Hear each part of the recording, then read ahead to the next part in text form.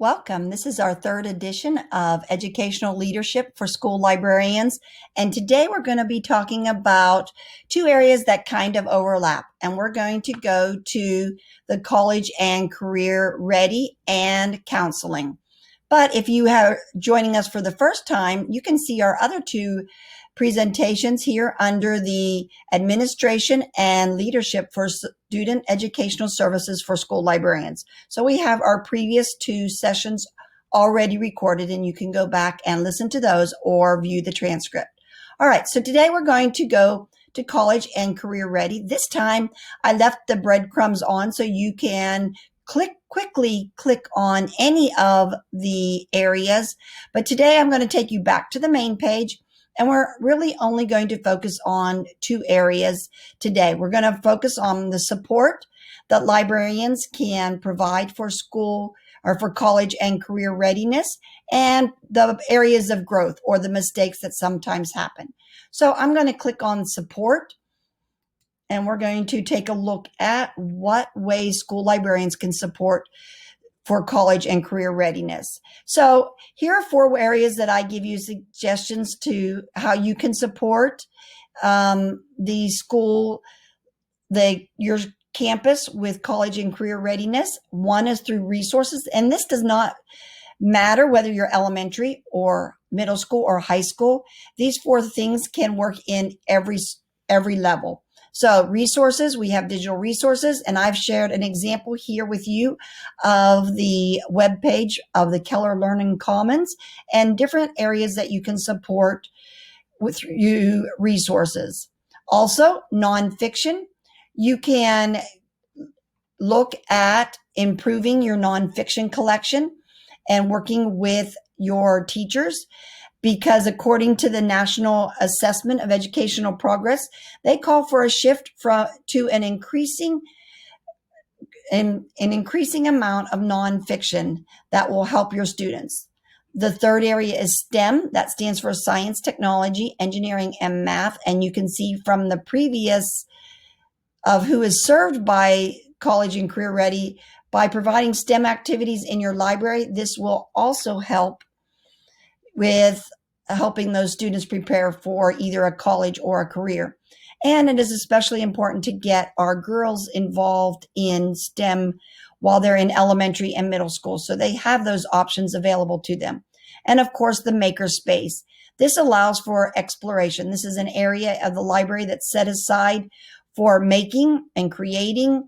It can be with school projects, or for elementary schools, it can just be an area of exploration, because we know that students learn through play.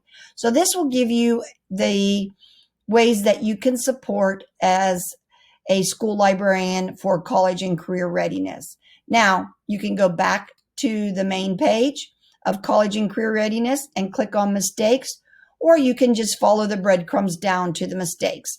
Now, I rather use the term areas of growth. So according to Pancake et al., in addition to core subject content, principals must make sure that practical skills such as critical thinking, collaboration, problem solving, and technology literacy are part of the instructional plan. Where else can they receive that kind of support than in the library? And here are some areas that we need to make sure we are helping our administration with, and that is to make sure that we include students with special needs and help them find resources for those students with special needs. Also finding resources for all our students, and making sure that the school includes professional development. You may be called on to help with that professional development. All right, so that takes care of college and career, and you can go back and read up on all of these other areas similar to what we have for English learners and gifted and talented and special education.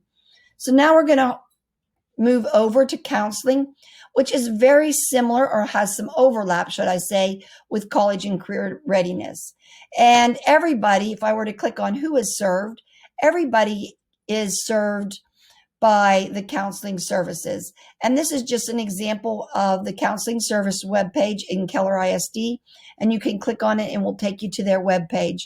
But we're going to go back up and look at the ways that school librarians can support counseling. One of the ways, and probably the best way that school librarians can help counseling is through literature and resources. And right here, I'm showing you an example of the Keller ISD book list that they have put together.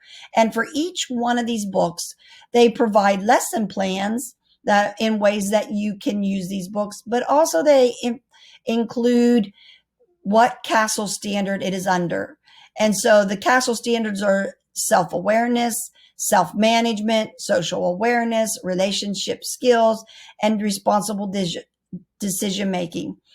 Oftentimes people are mistaken that the picture books are only for elementary school. There is so much you can learn quickly just through a picture book in middle school and even high school by just reading a book and then relating it to things that these students may be going through, or even sometimes it works with a fictional character or scenario. All right, so if we go to counseling, back to counseling, we're going to go to mistakes, or like I say, areas of growth.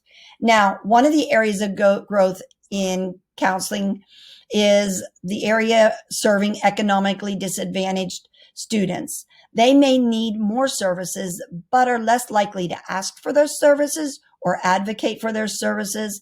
And according to Williams et al., school counselors can do these three major things to help low-income students. And that, Williams et al., is a survey of low-income students and what they suggest. One would be to build meaningful relationships, build on the cultural wealth of the students, and provide mental health in schools to make it more accessible.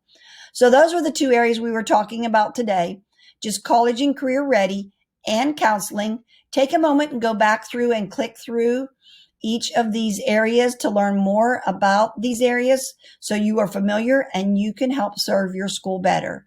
Thank you very much.